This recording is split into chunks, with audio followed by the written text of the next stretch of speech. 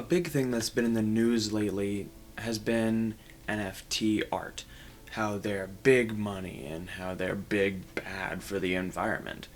But what this comes down to isn't that NFTs are bad for the environment, it's that people believe that cryptocurrency is bad for the environment.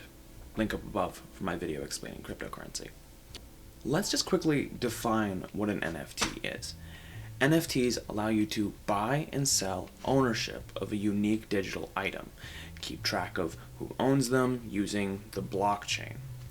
NFT itself stands for a non-fungible token, and it can be technically anything digital, from drawings to GIFs to songs to an item in a video game. An NFT can either be a one-of-a-kind item like a real-life painting or a copy of many things like trading cards, but the blockchain keeps track of who has ownership of the file.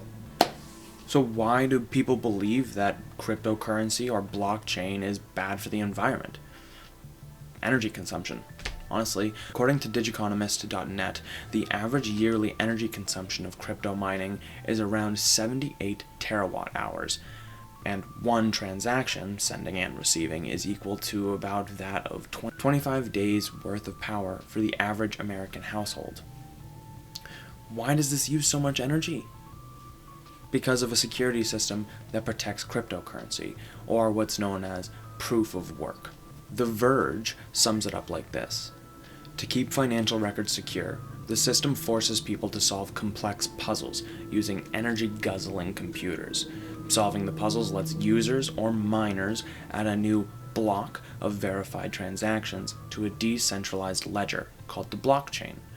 The miner then gets a new token or transaction fees as a reward. The process is incredibly energy efficient on purpose. The idea is that using an inordinate amount of energy, and probably paying a lot for it, makes it less profitable for someone to muck up the ledger.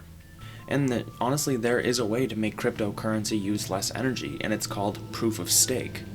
The difference between proof of work, or POW, and proof of stake, or POS, is that instead of having to work your computer to mine blocks, you are instead validating the blocks after using your own coins as a stake.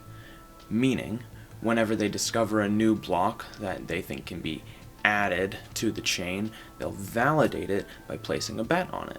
And if that block gets appended, then the validator will get a reward proportional to their bet. Because of this, all you're doing is validating a transaction with your own coin at stake. You don't need to focus all of that computing power into solving equations, thus using little to no energy. Because NFTs are based in Ethereum, they are currently using the POW system to mint new NFTs to trace and to track transactions. But the creators of Ethereum are attempting to implement something called the Casper Protocol. This would mitigate what is known as the nothing at stake problem in the POS method, where a validator actually has nothing at stake at all, and all they do is back a malicious miner instead of the true blockchain.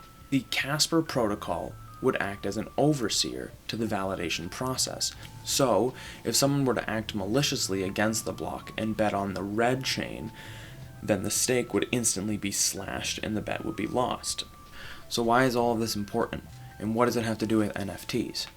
We're now brought back to what an NFT is, a non-fungible token, a digital file that's identity and ownership are verified and cross-checked in the blockchain. And the blockchain verifications are where all of this environmental backlash is coming from. So, the problem then lies in a few different places. 1. The POW system of blockchain validation uses too much power, but that's the point. It's meant to use that power. 2. Changing Ethereum from POW to POS can be done instantly, but it's not secure enough to fully implement. And 3. Where we get our energy from, i.e. fossil fuels, coal, create insane amounts of CO2 emissions. Because of these issues, people have taken up some really heavy stances against NFTs and the people choosing to create new ones. But I think you're directing your fire in the wrong direction. Aim that fire towards the energy companies. Aim it towards your politicians for not putting in place a better structure for renewable resources to thrive. The major reason that proof of work creates such harsh CO2 emissions is because of where that power comes from, not the action itself. Artists are not to blame for doing what they can to break into a new market, and art collectors and buyers are not to blame for wanting to have basic usage rights of something or wanting to invest in art. A lot of this is just my opinion though. Let me know yours down in the comment section below.